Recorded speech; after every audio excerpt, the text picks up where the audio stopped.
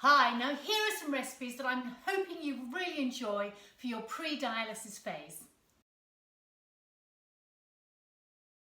Creamy porridge with cinnamon and blueberries. It's easy. You just plonk some oats in a pan, cover them with some lovely oat milk. I'm using the barista creamy variety, which is fantastic.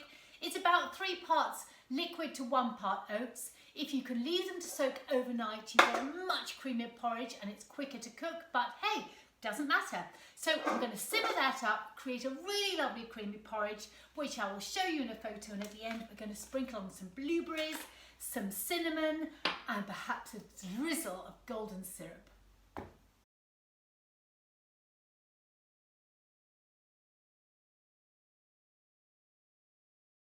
Chicken and leek fricassee, a lovely, warming, calming dish. So what I've got here, I've got some onions that I've been cooking long and slow with some of the flora butter, with a couple of bay leaves and the lid on. Now, buy yourself chopped onions to save hassle. Just pop them on. You'll know they're ready when the onions squidge. Now this takes 20 minutes, and I often leave them on for 30 minutes, and it's all important because it will bring out the flavour. I know it takes time, but you just chuck them on and then you go and have a cup of tea and do something else. When you come back and they're all lovely and soft, you'll smell the flavour and it's time to just pop the leeks in.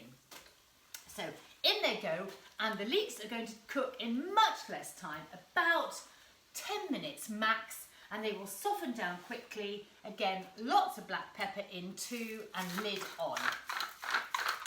The other thing that I've had going on, and you're going to see photographs coming up this now, of the chicken which has been poaching. Again, very easy to do, takes about an hour, and having poached chicken in the house is a really useful thing. So look at the first photo of the chicken in the pan with water, lemon, lots of onion, bay leaves, and it's just brought up to simmering point and left for an hour. And then you're going to see the photograph of the chicken when it's done.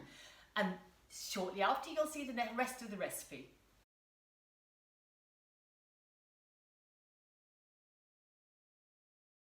And so on we go with this fricassee. So the leeks are sweated down now, and I'm just going to add a spoon of flour, just ordinary plain flour, and then mix that in, and then we're going to start adding some liquid.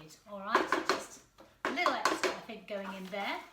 Liquid, again, I'm going to use the lovely stock from the poached chicken. You could also use oatly milk if you didn't have that. So just like making a white sauce, if you've ever done that. In goes the flour, mix that all up, and then start adding some liquid and simmering it and mixing all the time until it thickens.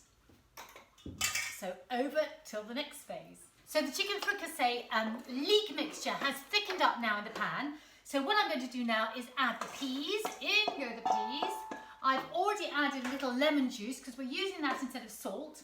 I'm going to use now all the sort of leg and the thigh meat to go in there as well, because it's quite a good idea to keep the chicken breast meat for fajitas or sandwiches or something like that. Really, really useful. So that is all going to go in there now.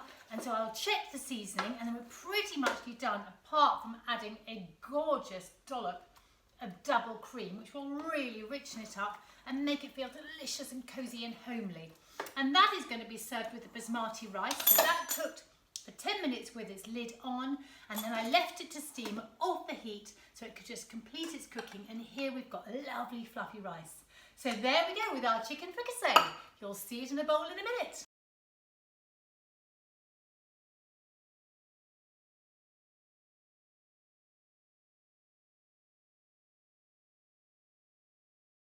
So here we have delicious pepper pasta. Now the start of this is with a nice pan, saucepan, saute pan, and some of your plant-based butter, again, a nice knob of that.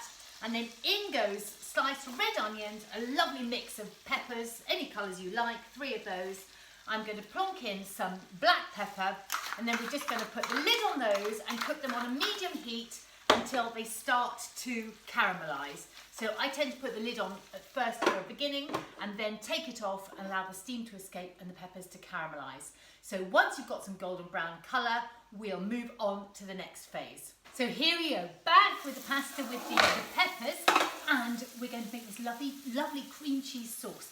So you can either use full fat soft cheese, which is the supermarket equivalent of Philadelphia, and you're going to dollop some of that in. Do make sure you buy the full fat version, okay? So dollop some of that in, and it's just going to melt down in these peppers, which have caramelised. And I'm going to also add to this a lovely pile of chives, because they're going to give wonderful colour. On hand, I have got another jug of that.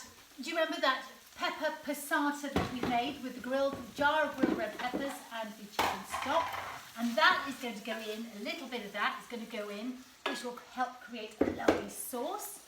Meanwhile, to the side here, I have got some fusilli pasta cooking. So any pasta shape is lovely. You can use brown or wholemeal pasta as well, which is really good. So that's all cooked, and I've just put a tiny bit of oil in there to stop that sticking.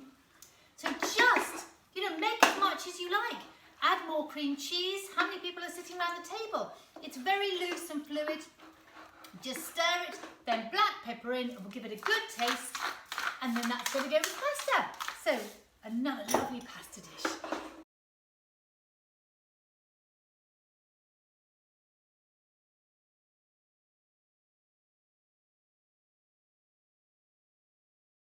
How about some delicious ginger flapjacks? So simple. So you're just going to pop some butter or the flour of butter into a pan with some brown sugar, soft light brown sugar, and some golden syrup, and just let that get melted. Then you need to measure out your oats. Any oats will do, rolled, coarse, medium, whatever, great choice there. And I love to add some ground ginger, but if you don't like ginger, don't, but it's worth a try because it's so warming. Then when everything has melted, you're just going to tip the oats in and then press them, oh, exciting there, and then press them into a baking sheet, like a brownie tray or a Swiss roll tin that's got an edge there. And I like to line it with paper to make sure that they come out easily. So I will get that to the next stage and then just show you. There we go, so they're all mixed up and pressed into the baking tray now, and they're going to go into the oven for 25 to 30 minutes at 180 degrees, gas mark 4, until they're golden brown and bubbling on the top. And then you just need to take them out of the oven, allow them to cool for a moment, and then you're going to cut them into finger-sized pieces before they get cold. So the flapjacks are out of the oven, and it's a really good idea to remember that when they're lovely and golden brown and they've sat for 2, maximum 5 minutes, you get a knife and then you're going to divide them up and cut them. And then you let them get cold in the tray. All right? Otherwise you will not be able to cut them later on. There we go.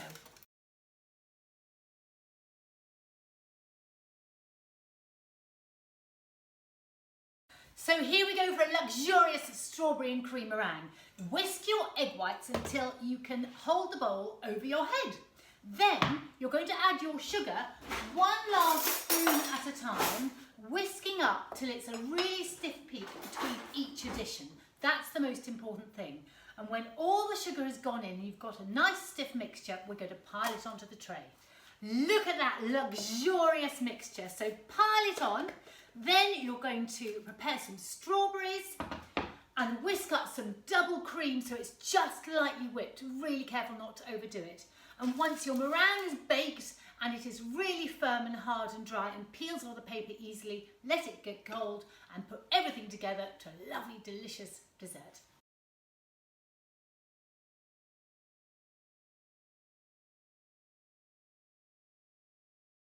Right, some delicious rice pudding I've got for you here. So you need some pudding rice, and if you can't find pudding rice, you can use arborio rice, or that's the risotto rice. So short grain white rice.